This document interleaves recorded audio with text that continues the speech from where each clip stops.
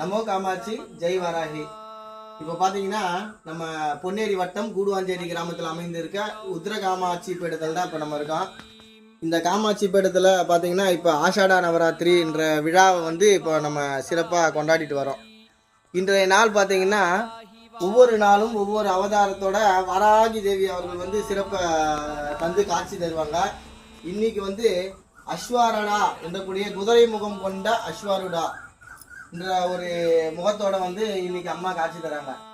இன்றைய நாளுடைய சிறப்பு பார்த்தீங்கன்னா அரசியல் பிரமுகர்களுக்கும் மன்னர்கள் போன்று இருப்பவர்களும் பண்ணையார்களுக்கும் இவர்களுக்கு அதாவது ஊர் தலைவர் பெருமக்களுக்கும் இவங்களுக்கெல்லாம் வந்து ஒரு தலையாய தெய்வமா வந்து இந்த அஸ்வாருடா என்றவங்க வந்து விளங்கிட்டு வராங்க.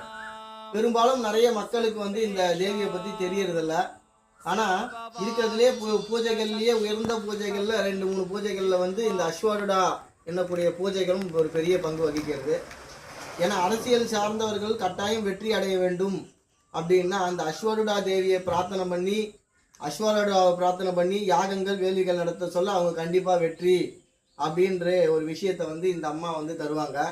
அதனால நிறைய அரசியல் பிரமுகர்கள் முந்தைய காலத்திலையும் இந்த காலத்திலையும் செஞ்சுட்டு வராங்க. இந்த அம்மா வந்து இன்னைக்கு கூடுவாஞ்சேரி கிராமத்தில் எழுந்தருளி நல்ல பெரியவா மக்களுக்கு எல்லாருக்கும் வந்து நல்ல ஒரு அருள் காட்சி தந்திருக்காங்க.